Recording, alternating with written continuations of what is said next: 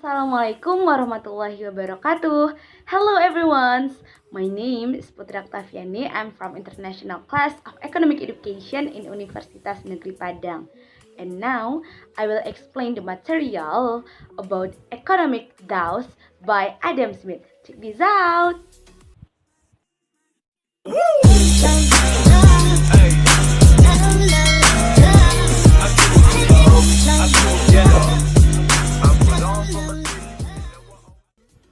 First, the nature of greedy humans. Smith argues that human selfishness can spur economic growth as long as there is a free competition.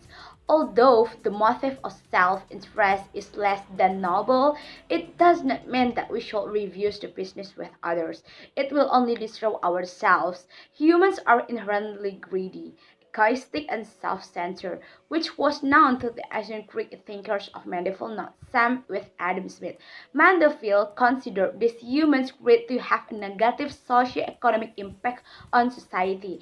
To avoid this impact, Mandeville advocated government intervention in the economics. Second, free market mechanism. Smith strongly supports the model laissez-faire purse which requires minimal government intervention in the economy. Later, there will be invisible hand that will bring the economics towards balance. If there is a lot of government intervention, the market will actually experience distortion, which will bring the economy to inefficiency and imbalance. Smith's view later marked a very revolutionary change in political thought. On the other hand, according to the classics and the physiocrats, it is the individual who must come first. In fact, it is the duty of the states to ensure the creation of conditions for everyone to act and what can do is the best for themselves. Third, value theory. Value theory.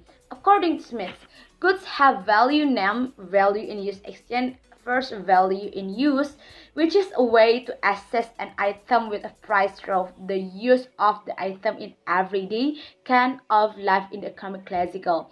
Second, value in exchange, which is a way to assess the price of an item, which is determined by the amount of labor needed to produce an item. And next is number four is the theory of division of labor. In Smith's view, the division of labor will encourage specialization. People will choose jobs according to their talents and abilities. The existence of specialization is person does not need to produce every item needed individually. However, produce one type of goods which is an excess of goods for its own needs is rather in the market. This division of labor causes each person to be an expert in their respective fields. Thus, productivity increases so that the total production output will also increase too. Fifth, capital accumulation theory. Adam Smith explained that the best way to increase profit is to make investment, namely buying machinery and equipment. With machines and equipment, labor productivity will increase. Labor productivity means increasing the company's production. If all firms do the same, national or output social welfare will increase as well. Smith considers the importance of capital accumulation for economic development. So, the classical economic system by Smith is often called the liberal economic system. Sixth, influence of Adam Smith's view. Adam Smith's view, the influence of Adam Smith's think is very broad. Almost all economic discussions are associated with Smith's thinking. The thoughts that Smith put forward were taken from previous thinkers. For example, individualism and materialism are actually derived from hedonism, which was developed by ancient Greek thinkers. There is a difference between hedonism and Smith's thinking. In hedonism, the main enjoyment is for the individual. Its view, the main enjoyment is for community at large. The notion of materialism is often dismissed. It turns out that many countries adhere to this teaching. However, the notion of materialism and individualism are difficult to contend even by Descartes. And 7 is Adam Smith or Prophet Muhammad. Most Western economics textbooks overestimate Western thinking like Smith. However, that is not enough space for the services of thinkers from the East, especially from the Islamic world. For example, the idea of a market mechanism is contribution of Smith's thinking. In fact, long before Smith was born, the Prophet Muhammad had first advised his people to take advantage of the market mechanism. Prophet Muhammad forbade the government to interfere in setting for the prices.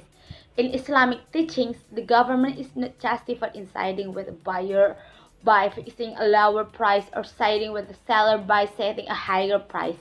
Policies taken by the government must protect the welfare of all parties. Although the government recommends using a market mechanism, sometimes the government may use a pricing policy under special conditions, such as when there is injustice in the market, such as if there is monopoly practice, someone is playing with prices, or there is great fraud entrepreneurs with capital.